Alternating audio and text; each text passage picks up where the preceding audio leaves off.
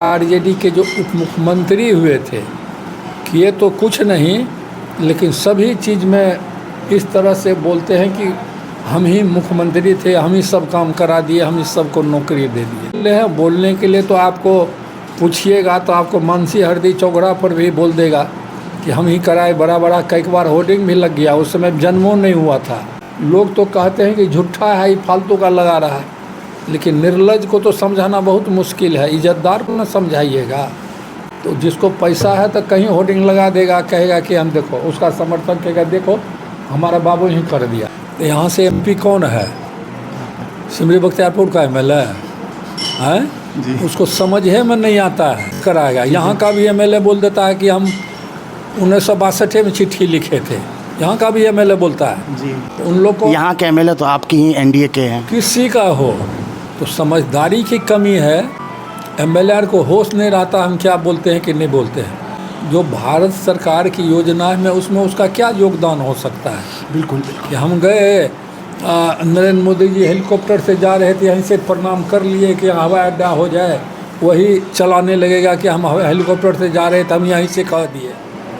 मधुबनी के झंझारपुर में आज देश के प्रधानमंत्री नरेंद्र मोदी द्वारा एक सभा के माध्यम से सहरसा एलटीटी अमृत भारत ट्रेन की शुरुआत की गई। सहरसा में भी सहरसा जंक्शन पर प्लेटफॉर्म संख्या 2 पर एक कार्यक्रम रेलवे की ओर से आयोजित किया गया, जिस कार्यक्रम में मधेपुरा लोकसभा क्षेत्र के सांसद दिनेश चंद्र यादव भी शामिल हुए। आज रेलवे द्वारा अमृत भारत ट्रेन की जो शुरुआत की गई है, इस मुद्दे पर बात करने के लिए हमारे साथ मधेपुरा लोकसभा क्षेत्र के सांसद दिनेश चंद्र यादव हैं। सर, आज बड़ी सफलता मिली है सहरसा को, सहरसा एलटीटी ट्रेन की शुरुआत की गई है, अमृत भारत ट्रेन की शुरुआत की गई है, क्या कहना चाहेंगे? देखिए, इस कोसी क्षेत्र के लोगों के लिए, रेल यात्री के लिए, दक्षिण भारत के इलाके में जाने के लिए यह अमृत भारत ट्रेन जो आज शुभारंभ हुआ, जो सहरसा से लोकमान्य तिलक तक यह चलेगी।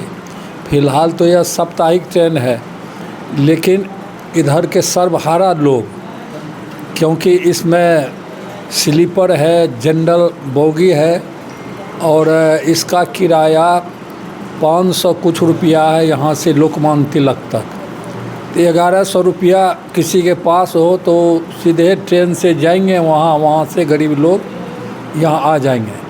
तो यह तो काफ़ी खुशी की बात है कि आज प्रधानमंत्री जी ने इसका शुभारंभ झंझारपुर से एक सभा से उन्होंने किए है और इस इलाके के लोगों को सौभाग्य दिए है, तो उनका हम धन्यवाद करते हैं प्रधानमंत्री जी का। उसके अलावे पिपरा से सुपौल तक जो रेल लाइन बनी है और अलौली से खगड़िया, फिर बिथान से हसनपुर, वैसे तो वह छोटा छोटा रेल खंड है, लेकिन उसका भी उद्घाटन हुआ और वहाँ से भी गाड़ी आज के दिन से चलने लगी है। तो यह कोसी इलाके के लिए काफ़ी लोगों को लाभ होगा। और आपको जानकारी दें कि सहरसा स्टेशन जो है, इसका जो स्टेशन भवन जो बन रहा है स्टेशन का, और अब बिहार में इस तरह का स्टेशन भवन कहीं है ही नहीं, और उसका तो बार बार चैनल वगैरह पर आते रहता है। और हम को उम्मीद था कि उसका भी लोकार्पण प्रधानमंत्री जी करेंगे। और सहरसा में 160 करोड़ रुपए की लागत से यार्ड रिमॉडलिंग की भी योजना स्वीकृत हुई।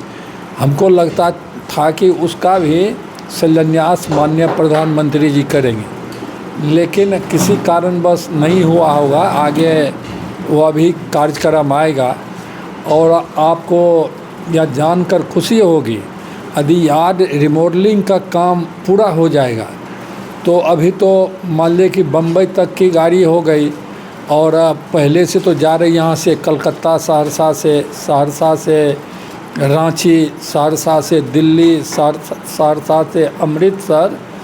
तो उस समय जब लोग डिमांड करेंगे या जो लोग कर रहे हैं कि हमको कर्नाटक से भी गाड़ी चाहिए, देश के भिन्न भिन्न हिस्से से गाड़ी चाहिए, तो यहाँ गाड़ी आने में कोई तरह की असुविधा हो ही नहीं, इसीलिए कि 12 रेल लाइन और यहाँ बनना है।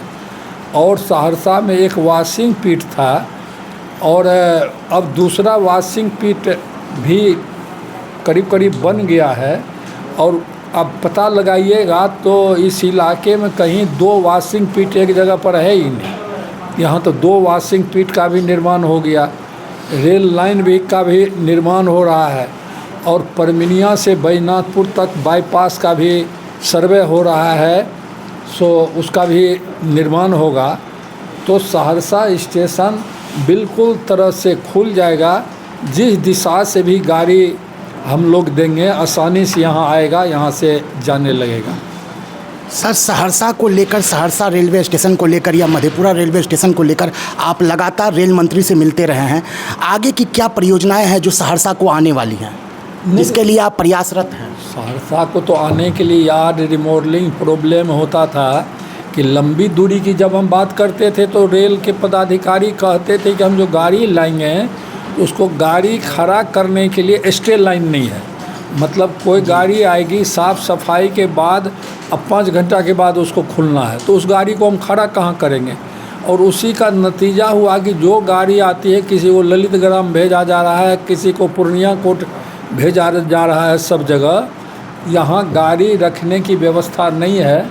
इसीलिए यार्ड रिमॉडलिंग की जो योजना है 160 करोड़ की, तो उसमें तो बहुत सारे रेल लाइन का निर्माण होगा।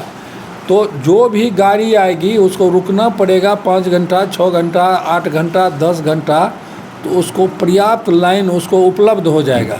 तो वह जब बन जाएगा तो सहरसा के लिए करने के लिए कुछ नहीं है। और एयरपोर्ट की सुविधा की तरह यहाँ स्टेशन भी बन गया, उसके यार्ड का भी सौंदर्यीकरण का काम चल रहा है। तब स्टेशन में और चाहिए क्या? यात्री सुविधा के लिए सारी व्यवस्था हो गई, गाड़ी आने के लिए सारी व्यवस्था उपलब्ध हो जाएगी, तो रेल के मामले में यहाँ करने के लिए कुछ बचेगा ही नहीं। सर, एक हमेशा से आपके गृह क्षेत्र को लेकर मांग रहती है कि वैशाली के स्टॉपेज को लेकर कई सालों से मांग हो रही है और लगातार लोग वैशाली के स्टॉपेज की मांग कर रहे हैं। इस संबंध में आपकी क्या राय है? राय तो हम लोग का तो पुराना क्षेत्र है सिमरी बख्तियारपुर जी, तो वहाँ तो कुछ हो जाएगा तो हमारे लिए खुशी की बात होगी।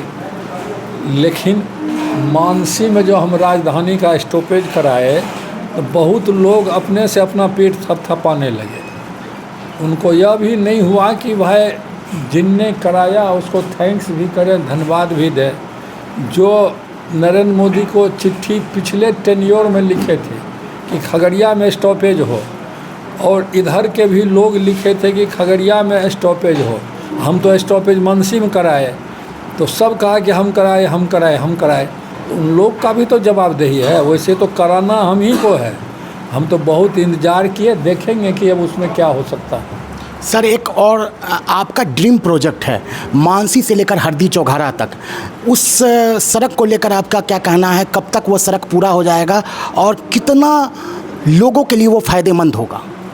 देखिए, वो सड़क जब बनेगा, अभी जो सहरसा के लोग पहले जाते थे तो सुपौल जाते थे, 4 लेन पकड़ के जाते थे। जब बलुआहा में पुल बन गया तो लोग बलुआहा पुल से क्रॉस करके समस्तीपुर होके जाने लगे, इधर डुमरी वाला सड़क को छोड़ दिए। लेकिन जब यह सड़क बन के तैयार होगा तो सब भूल ही जाएगा बलुआहा को भी। और क्योंकि पटना से खगड़िया तक तो 4 लेन आ गया और खगड़िया से पूर्णिया तक भी 4 लेन स्वीकृत हो गया। जब यह सड़क बनेगा तो सहरसा से 43 किलोमीटर के दूरी पर ही मानसी है। और यदि हम लोग इधर से घूम के जाते हैं तो इधर से जब जाएंगे तो 55 किलोमीटर की दूरी घट जाएगी। तो दूरी भी घटेगी, समय की भी बचत होगा। और यह तो सड़क इस तरह का बन रहा है कि ऑल वेदर रोड, चाहे सुखाड़ हो, बरसात हो, बाढ़ हो, सभी समय इसका उपयोग होगा।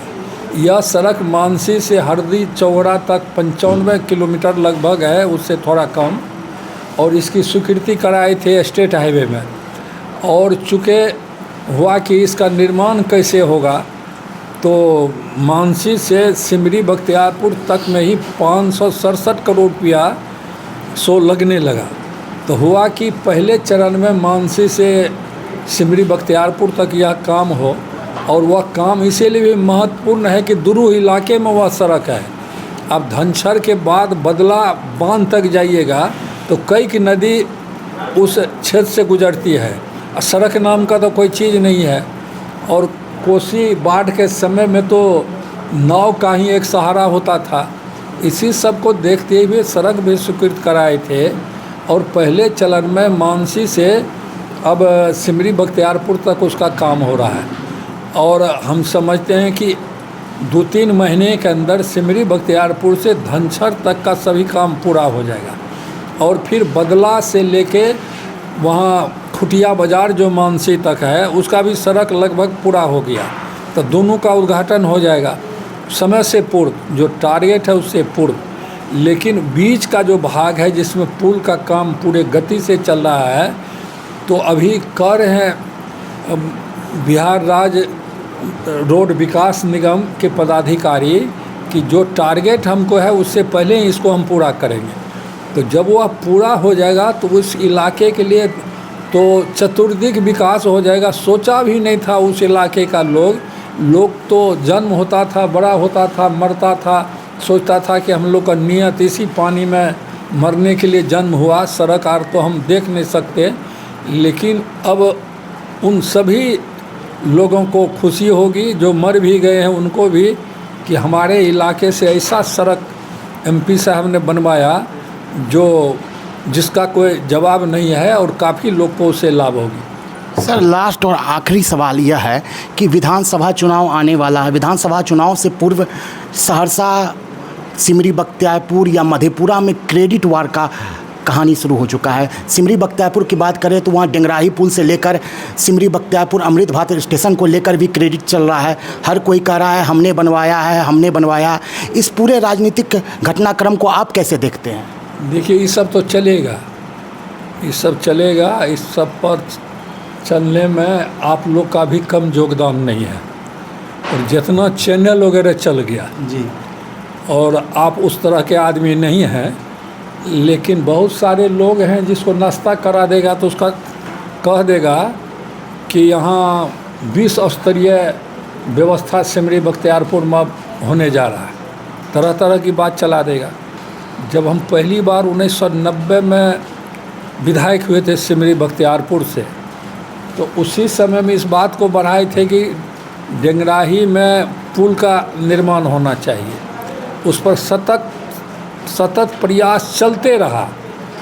और बाद में जो डेंगराही के अलावा जो सोनमनखी पुल है उसकी जब स्वीकृति कराए मुख्यमंत्री जी आए थे, तो हम उस समय भी कहे थे कि यह बात बहुत दिन से चली आ रही है। यह इलाका गरीब गुरबा का इलाका है, इसको आने जाने में भारी दिक्कत होती है, तो वहाँ यहाँ पर पुल का निर्माण करा दीजिए। तो उन्होंने कहा था इंजीनियर को बुला के नक्शा वगैरह देखे, तो कहे कि बलुहा घाट में पुल बन रहा है, तो फिलहाल आप उसको सीधी उस सड़क से आप मिला लीजिए और बाद में उसको देखेंगे।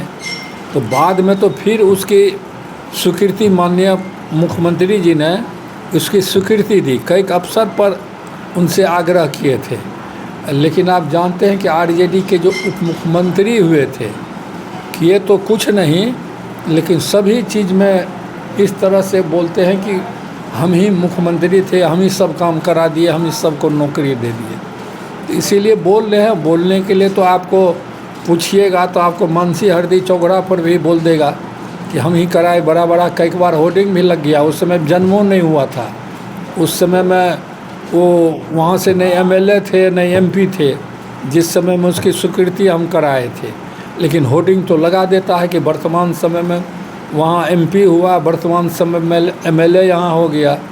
अब कितने लोग को कहा जाएगा कि लोग तो कहते हैं कि झूठा है, फालतू का लगा रहा है, लेकिन निर्लज को तो समझाना बहुत मुश्किल है। इज्जतदार को ना समझाइएगा। तो जिसको पैसा है तो कहीं होर्डिंग लगा देगा, कहेगा कि हम देखो, उसका समर्थन कहेगा देखो हमारा बाबू ही कर दिया। सर, सहरसा में जो एयरपोर्ट को लेकर काम हो रहा है उसका भी क्रेडिट सिमरी बख्तियारपुर के नेता ले रहे हैं। अरे कुछ ले सकते हैं, कुछ ले सकते हैं, वही के न। एक तो एयरपोर्ट वगैरह होगा तो वो तो मान लीजिए भारत सरकार की योजना है ना, एमपी के प्रयास से न होता है। तो यहाँ से एमपी कौन है? सिमरी बख्तियारपुर का एमएलए। हैं उसको समझे में नहीं आता है। वही न कहे फेसबुक वगैरह है कुछ दे देता है। और बहुत मुश्किल से सहरसा एयरपोर्ट के भी विकास के लिए इस योजना को भारत सरकार क्षेत्रीय उड़ान योजना के तहत इसको सम्मिलित कराएगा। यहाँ का भी एमएलए बोल देता है कि हम 1962 में चिट्ठी लिखे थे, यहाँ का भी एमएलए बोलता है जी। तो उन लोग को यहाँ के एमएलए तो आपकी ही एनडीए के हैं। किसी का हो तो समझदारी की कमी है। एमएलए को होश नहीं रहता हम क्या बोलते हैं कि नहीं बोलते हैं। जो भारत सरकार की योजना है उसमें उसका क्या योगदान हो सकता है। बिल्कुल कि हम गए नरेंद्र मोदी जी हेलीकॉप्टर से जा रहे थे, यहीं से प्रणाम कर लिए कि हवाई अड्डा हो जाए, वही चलाने लगेगा कि हम हेलीकॉप्टर से जा रहे थे हम यहीं से कह दिए। वो तो अपना अपना विचार है ना, वो कहाँ से करेगा वो। अभी फ़िलहाल उसका ज़मीन अधिग्रहण का प्रोसेस चल रहा है। भारत सरकार 25 करोड़ रुपया इसमें दिया है उस काम को आगे बढ़ाने के लिए। 25 करोड़ पर्याप्त नहीं है, लेकिन राशि आ रही है तो उसका बाउंड्री वाल वगैरह होगा, कुछ बिल्डिंग वगैरह बनेगा, टावर वगैरह बनेगा और सब जो सुविधा होती उस सब से काम होगा। तो यहाँ से 20-22 सीट का प्लेन चलने की सुविधा उपलब्ध हो जाएगी। उतना भी चल जाएगा तो काफ़ी लोग को फ़ायदा होगा। जी, आप अभी सुन रहे थे मधेपुरा लोकसभा क्षेत्र के सांसद दिनेश चंद यादव को, जिन्होंने सहरसा एलटीटी अमृत भारत ट्रेन से लेकर मानसी हरदोई चौघारा सड़क की बात हो या सहरसा में बनने वाले एयरपोर्ट की बात हो, सभी पर अपनी खुलकर राय रखी। कैमरा पर्सन अफजल के साथ आयुष कुमार, सहरसा।